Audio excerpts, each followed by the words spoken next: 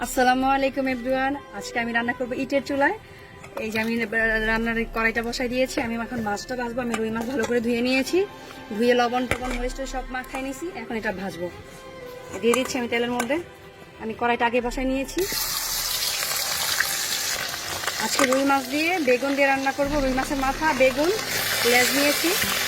এর আগে আমি দেখিয়েছিলাম শুধু রুই মাছের মাথা বোনা। আজকে করতেছি বেগুন দিয়ে আলু দিয়ে রান্না করব। আমাদের মাছ ভাজা হয়ে গেছে। এখন আমরা মাছগুলো উঠায় নিব।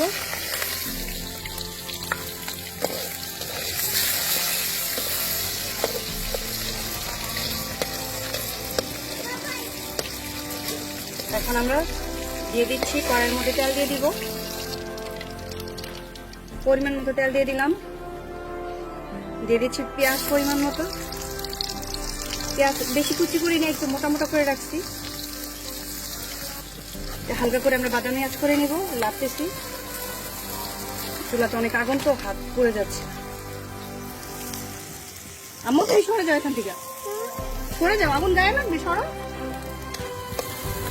দিয়েছি এখানে 1 চামচ পরিমাণ হলুদ, 1 চামচ পরিমাণ মরিচের গুঁড়া নিয়ে আসি, একসাথে মিক্স করে দিয়ে দিচ্ছি। এখন এটাকে ভাজা ভাজা করতে হবে। দিয়ে দিব পরিমাণ মতো লবণ।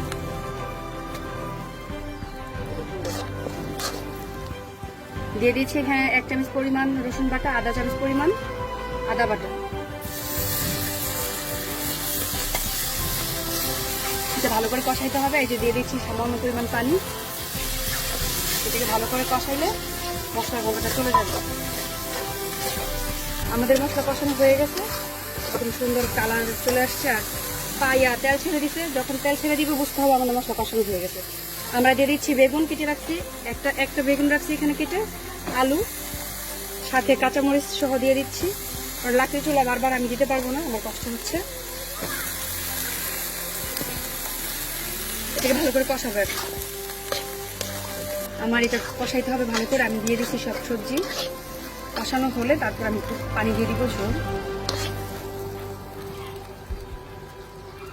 চুলাটা আমরা বানাইতে পারি নাই, কারণ আমরা চুলা বানাইতে পারি না। আর আমাদের এখানে মাটিও নাই চুলা বানানোর জন্য। তার জন্য একটু গর্ত করে ইট দিয়ে ঠিকা টুকা দিয়া পরে বানাইছি চুলাটা। আমাদের কষানো হয়ে গেছে একদম, দেখছেন সুন্দর কষানো হয়েছে। আমরা এখন পানি দিয়ে দিচ্ছি। আমরা পানি দিয়ে দিলাম। পানি অনেকগুলাই দিয়েছি, কারণ লাকড়ি চুলা তো এই পানিগুলো টানতে হবে আর পানি টেনে যাবে।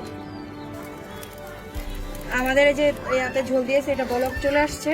এখন আমরা দিয়ে দিচ্ছি মাছগুলো, দিয়ে দিচ্ছি। মাছ দিয়ে আরো বলক দিব, দিয়ে পর আমি একবার ঢেলে দিব।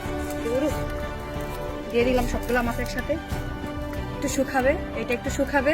আমি সবগুলা মাছ দিয়ে দিছি। দেখেন পুষ্করির পানির মতো এগুলো ঝোল দিয়ে দিছি। এগুলো অনেকটাই শুকাবে, পুরো শুকনাও হবে না, ঝোলও থাকবে না বেশি একটা। 10-15 মিনিটের মতো আমি এখানে জাল দিব। এই যে আমাদের রান্না হয়ে গেছে। এই যে দিয়ে দিচ্ছি ধনে পাতা। ধনে পাতা আম্মু কেটে দিচ্ছে একদম বড় বড় করে। একদম ঝোল শুকাই নাই, আমরা ঝোল ঝোল রাখছি। এত ঝোলও না, এত শুকনাও না।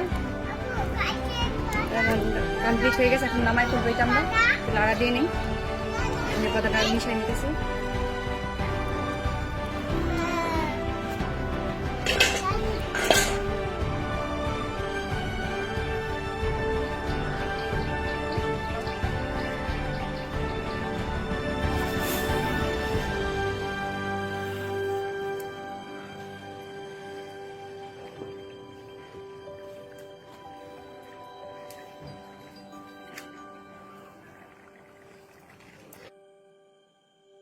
হয়ে গেছে আমাদের রুই মাছের মাথা দিয়ে বেগুন দিয়ে আলু দিয়ে রান্না। আপনারা চাইলে আপনারা এইভাবে রান্না করতে পারেন।